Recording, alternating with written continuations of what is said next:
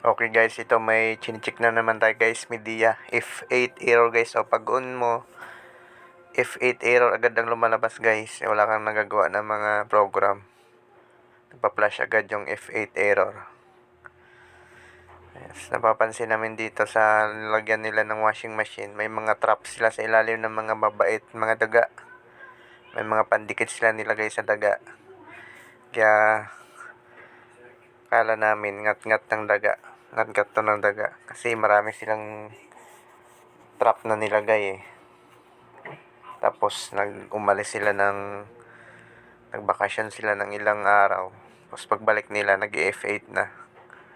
Kaya ang nasa isip namin ngat-ngat ito ng daga. Kaya ito bubuksan natin yung pinaka top cover niya guys.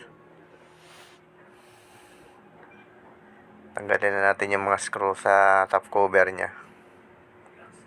4 na screw. 2 sa gilid tapos 2 din sa likod.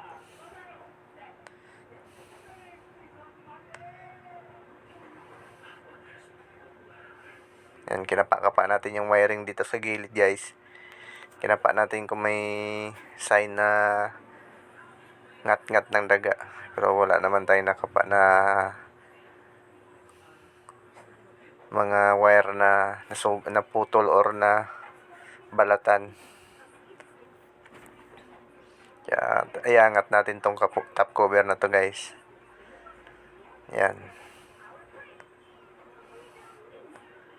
Chinik natin yung hose ng water level sensor. Wala namang sign ng ngat-ngat.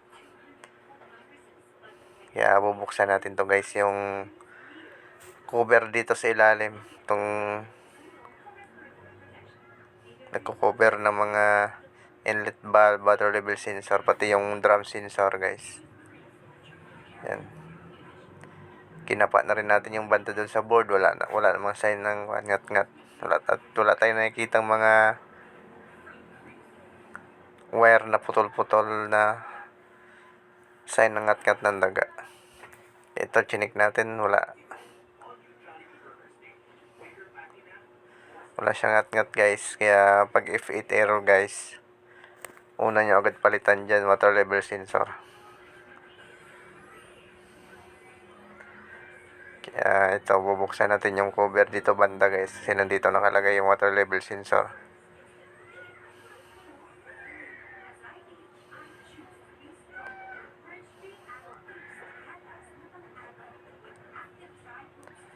Yan, chinik natin. Walang putol yung mga wire. Pati dito sa may bandang ilalim niya, wala namang sign ng putol. Kaya magpapalit tayo ng parts.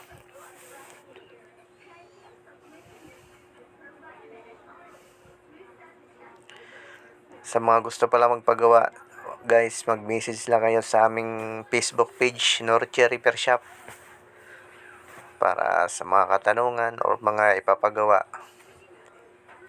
Tapos guys, huwag nyo na rin kalimutan guys yung mag-subscribe sa YouTube channel natin. Yan, ito guys, so ito yung water level sensor na luma. Parang napansin natin kasi yan, para siyang basa sa moisture. Hindi natin alam kung bakit nabasa dyan. Kasi kulob kasi ito yung pinaglalagyan nila eh. Kaya nagkaka-moisture. Yan o.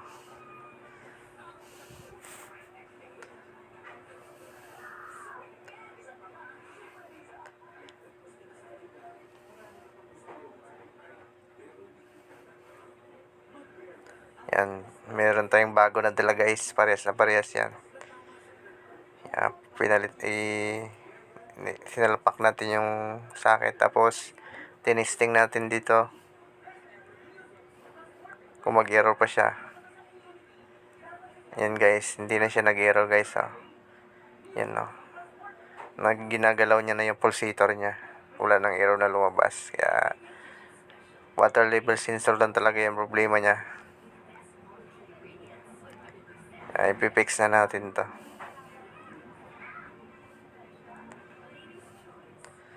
Pag maglagay kayo niya nito, iwasan nyo talaga na matupi yung hose. Pagbalik nyo dyan, kailangan walang tupi yung hose ng water level sensor. Kailangan wala siyang tupi hanggang pailalim. Hindi siya maipit ng mga wire or maipit itong cover guys. Kasi pag maipit yan, hindi na magwawash yan.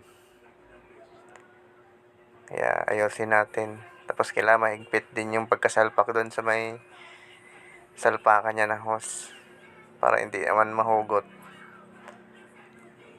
habang naalog.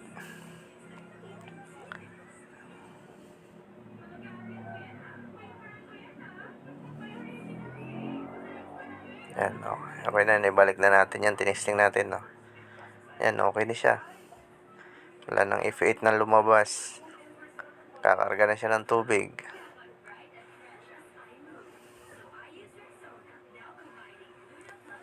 Yan. Yan, okay na ito guys.